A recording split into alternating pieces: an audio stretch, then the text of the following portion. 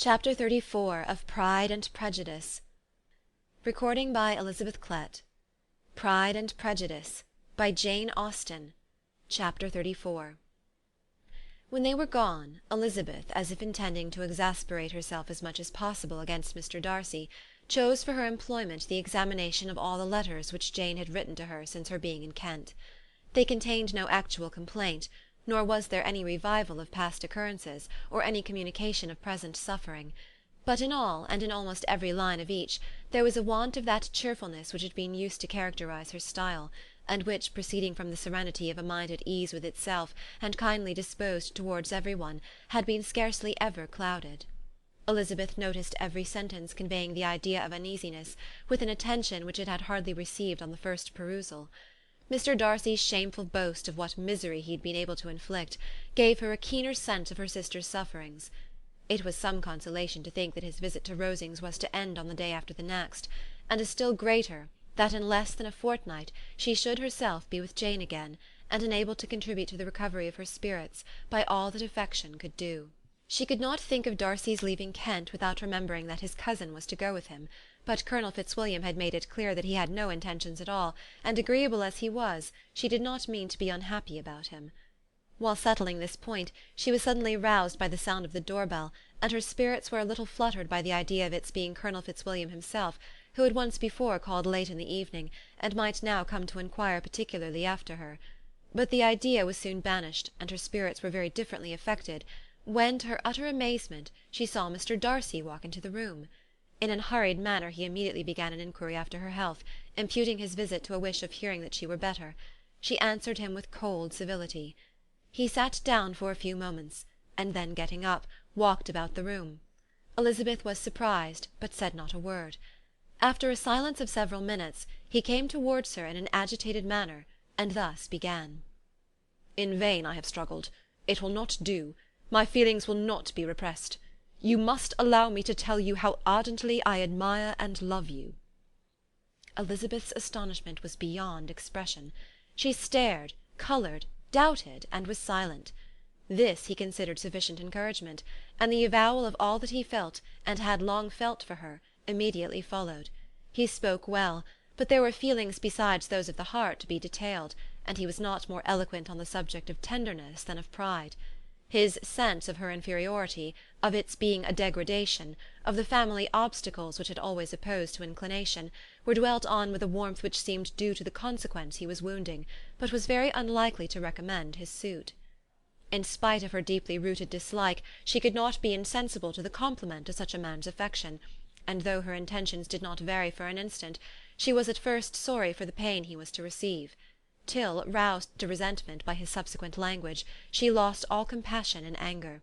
She tried, however, to compose herself to answer him with patience, when he should have done. He concluded with representing to her the strength of that attachment, which, in spite of all his endeavours, he had found impossible to conquer, and with expressing his hope that it would now be rewarded by her acceptance of his hand. As he said this, she could easily see that he had no doubt of a favourable answer. He spoke of apprehension and anxiety, but his countenance expressed real security. Such a circumstance could only exasperate further, and when he ceased, the colour rose into her cheeks, and she said, "In such cases as this, it is, I believe, the established mode to express a sense of obligation for the sentiments avowed, however unequally they may be returned. It is natural that obligation should be felt, and if I could feel gratitude, I would now thank you. But I cannot. I have never desired your good opinion, and you have certainly bestowed it most unwillingly. I am sorry to have occasioned pain to any one. It has been most unconsciously done, however, and I hope will be of short duration. The feelings which, you tell me, have long prevented the acknowledgment of your regard, can have little difficulty in overcoming it after this explanation." Mr. Darcy, who was leaning against the mantelpiece with his eyes fixed on her face, seemed to catch her words with no less resentment than surprise. His complexion became pale with anger, and the disturbance of his mind was visible in every feature. He was struggling for the appearance of composure, and would not open his lips till he believed himself to have attained it. The pause was to Elizabeth's feelings dreadful.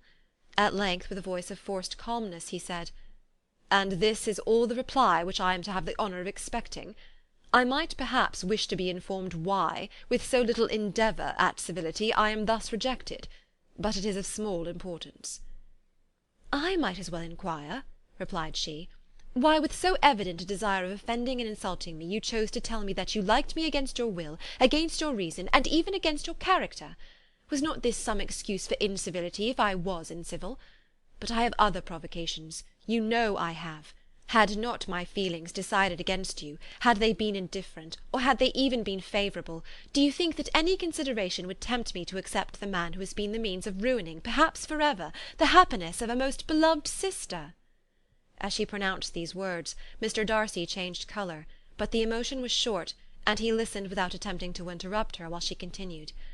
"I have every reason in the world to think ill of you. No motive can excuse the unjust and ungenerous part you acted there. You dare not, you cannot deny that you have been the principal, if not the only means of dividing them from each other, of exposing one to the censure of the world for caprice and instability, and the other to its derision for disappointed hopes, and involving them both in misery of the acutest kind."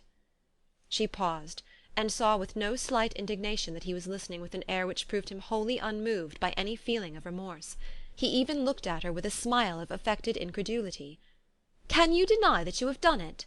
she repeated. With assumed tranquillity he then replied, "I have no wish of denying that I did everything in my power to separate my friend from your sister, or that I rejoice in my success. Towards him I have been kinder than towards myself." Elizabeth disdained the appearance of noticing this civil reflection, but its meaning did not escape, nor was it likely to conciliate her. "But it is not merely this affair," she continued, "on which my dislike is founded. Long before it had even taken place, my opinion of you was decided. Your character was unfolded in the recital which I received many months ago from Mr. Wickham. On this subject, what can you have to say? In what imaginary act of friendship can you here defend yourself? Or under what misrepresentation can you here impose upon others?" "You take an eager interest in that gentleman's concerns?" said Darcy in a less tranquil tone, and with a heightened colour.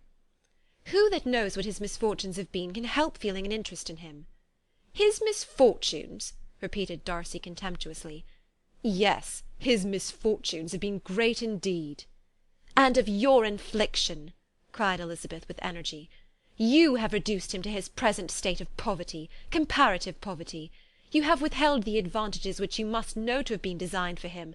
You have deprived the best years of his life of that independence which was no less his due than his desert. You have done all this, and yet you can treat the mention of his misfortune with contempt and ridicule." "And this," cried Darcy, as he walked with quick steps across the room, "is your opinion of me? This is the estimation in which you hold me? I thank you for explaining it so fully. My faults, according to this calculation, are heavy indeed. But perhaps," added he, stopping in his walk and turning towards her, "these offences might have been overlooked, had not your pride been hurt by my honest confession of the scruples that had long prevented my forming any serious design. These bitter accusations might have been suppressed, had I, with greater policy, concealed my struggles, and flattered you into the belief of my being impelled by unqualified, unalloyed inclination, by reason, by reflection, by everything. But disguise of every sort is my abhorrence. Nor am I ashamed of the feelings I related. They were natural and just. Could you expect me to rejoice in the inferiority of your connections? Could I congratulate myself on the hope of relations whose condition in life is so decidedly beneath my own?" Elizabeth felt herself growing more angry every moment, yet she tried to the utmost to speak with composure when she said, "You are mistaken, Mr. Darcy, if you suppose that the mode of your declaration affected me in any other way than as it spared the concern which I might have felt in refusing you, had you behaved in a more gentlemanlike manner." She saw him start at this, but he said nothing, and she continued, "You could not have made the offer of your hand in any possible way that would have tempted me to accept it." Again his astonishment was obvious, and he looked at her with an expression of mingled incredulity and mortification. She went on, "From the very beginning, from the first moment, I may almost say, of my acquaintance with you, your manners, impressing me with the fullest belief of your arrogance, your conceit, and your selfish disdain for the feelings of others, were such as to form the groundwork of disapprobation, on which succeeding events have built so immovable a dislike. And I had not known you a month before I felt that you were the last man in the world whom I could ever be prevailed on to marry." "You have said quite enough, madam. I perfectly comprehend your feelings, and have now only to be ashamed of what my own have been. Forgive me for having taken up so much of your time, and accept my best wishes for your health and happiness." and with these words he hastily left the room, and Elizabeth heard him the next moment open the front door and quit the house. The tumult of her mind was now painfully great. She knew not how to support herself, and from actual weakness sat down and cried for half an hour. Her astonishment, as she reflected on what had passed, was increased by every review of it. That she should receive an offer of marriage from Mr. Darcy! That he should have been in love with her for so many months! So much in love as to wish to marry her in spite of all the objections which had made him prevent his friend's marrying her sister, and which must appear at least with equal force in his own case, was almost incredible. It was gratifying to have inspired unconsciously so strong an affection. But his pride, his abominable pride, his shameless avowal of what he had done with respect to Jane, his unpardonable assurance in acknowledging, though he could not justify it, and the unfeeling manner in which he had mentioned Mr. Wickham, his cruelty towards whom he had not attempted to deny, soon overcame the pity which the consideration of his attachment had for a moment excited. She continued in very agitated reflections, till the sound of Lady Catherine's carriage made her feel how unequal she was to encounter Charlotte's observation, and hurried her away to her room. Chapter 34